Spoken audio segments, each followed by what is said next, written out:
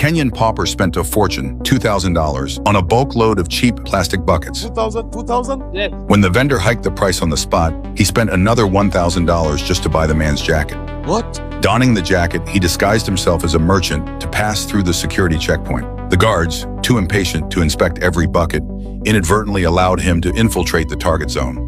He sat in a quiet corner, biding his time until the patrols cleared out. Only then did he pull out a handheld console, open a decoy cigarette pack, and launch a biomimetic beetle drone. He piloted the beetle into a heavily guarded residence, scouting a massive stockpile of C4 explosives.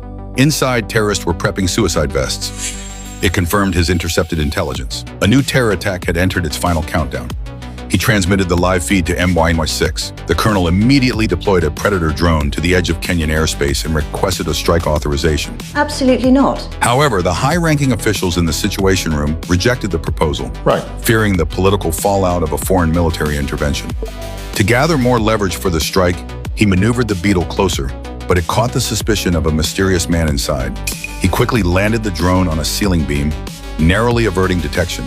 More importantly, MI6 used facial recognition to confirm the man was a high-value terrorist leader who had evaded British authorities for 6 years. The colonel fought desperately for a green light, but time was bleeding out. Inside, the terrorists had donned their gear and were priming the C4. After continuous simulations to adjust the missile's blast radius and the secondary explosion from the C4, the colonel finally presented a plan to minimize civilian casualties.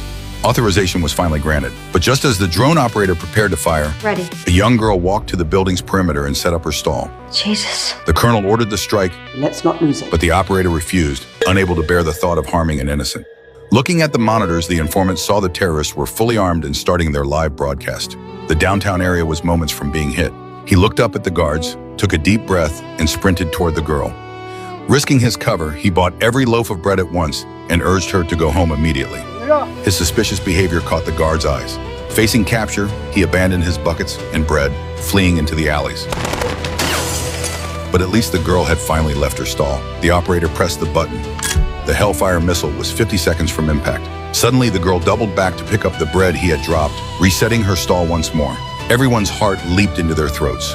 Relying on his familiarity with the terrain, he scaled compound walls and temporarily shook off the guards. He then called over a young boy, handed him a stack of cash, and begged him to buy the rest of the girl's bread. Finally, the girl packed up and left the perimeter. 10 seconds later, the missile accurately leveled the terrorist hideout, with the blast radius contained as predicted. The colonel confirmed the success of the decapitation strike via satellite. Mission accomplished. But the informant, stripped of support, out of ammunition,